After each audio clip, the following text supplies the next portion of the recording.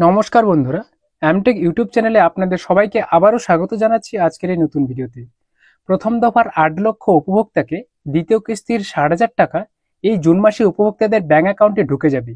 যারা ঘরের লিঙ্কটন পর্যন্ত কাজ শেষ করে ফেলেছেন তারা এবার টাকা পাবেন, এবং যে সমস্ত উপভোক্তারা এখনো পর্যন্ত লিঙ্কটন পর্যন্ত কাজ শেষ করতে পারেননি তারা প্রথম দফার দ্বিতীয় কিস্তির ৬০,০০০ টাকা এখনই পাবেন না।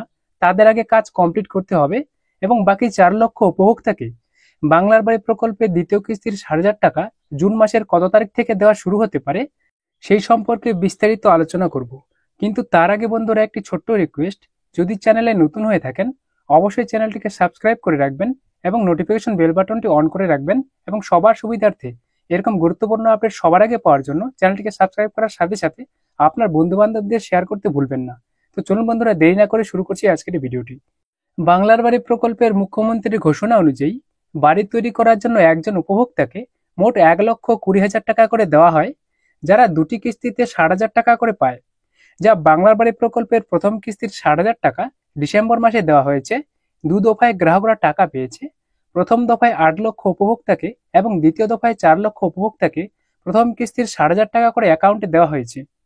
মুখ্যমন্ত্রী মমতা বন্দ্যোপাধ্যায় আগেই ঘোষণা করেছিলেন বাংলার বাড়ি প্রকল্পে মে মাসে দ্বিতীয় কিস্তির ৬০,০০০ টাকা উপভোক্তাদের অ্যাকাউন্টে দেওয়া হবে।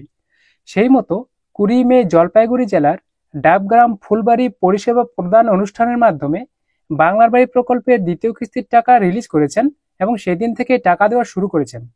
এই প্রকল্পে প্রায় ১২ লক্ষ উপভোক্তাকে দ্বিতীয় কিস্তির টাকা দেওয়া হয়েছে। এই দ্বিতীয় কিস্তির ৬০,০০০ টাকা দেওয়ার চূড়ান্ত তালিকা প্রকাশ করেছে। প্রথম দফায় ৮ লক্ষ উপভোক্তাকে দ্বিতীয় কিস্তির টাকা ইতিমধ্যে দেওয়া হয়েছে, এবং বাকি ৪ লক্ষ উপভোক্তাকে দ্বিতীয় কিস্তির টাকা জুন মাসের ১৫ তারিখের পর থেকে দেওয়া শুরু হতে পারে। এবং বাকি ৮ লক্ষ উপভোক্তার মধ্যে যে সমস্ত উপভোক্তারা লিঙ্কটন অব্দি বাড়ি কমপ্লিট করে ফেলেছেন এবং দ্বিতীয় কিস্তির টাকা এখনো পর্যন্ত পাননি, আপনারা অপেক্ষা করুন। ৮ তারিখের মধ্যেই, অর্থাৎ আর ২ দিনের মধ্যে কিন্তু আপনাদের টাকা সম্পূর্ণভাবে অ্যাকাউন্টে দিয়ে দেওয়া হবে। এবং বাকি যে ৪ লক্ষ উপভোক্তা বাকি থেকে যাচ্ছেন তাদের কিন্তু এখন টাকা দেওয়া হবে না। তাদের প্রথমে বাড়ি কাজ কমপ্লিট করতে হবে। তবুও সম্ভবত এ মাসের অর্থাৎ জুন মাসের ১৫ তারিখের পর থেকে তাদের কিন্তু টাকা দেওয়া শুরু হতে পারে। প্রকল্পটি চালু হওয়ার পর থেকেই রাজ্য সরকার ধারাবাহিকভাবে সাধারণ মানুষদের আর্থিক সহায়তা প্রদান করে আসছে। মমতা জানিয়েছেন, এখনো পর্যন্ত এই প্রকল্পের আওতায় রাজ্যের সাধারণ মানুষদের মোট ৩,৭২০ কোটি টাকারও বেশি সহায়তা প্রদান করা হয়েছে। যারা বাংলা আবাস যোজনার ঘর পাওয়ার যোগ্য, যাদের কাঁচা বাড়ি, আর্থিক অবস্থা খারাপ, কোনো কারণবশত তাদের যদি আবাস যোজনার লিস্টে নাম না ওঠে বা আবাস যোজনার সুবিধা থেকে বঞ্চিত হয়, সেক্ষেত্রে তারাও আবাস যোজনার লিস্টে নাম নথিভুক্ত করতে পারবেন।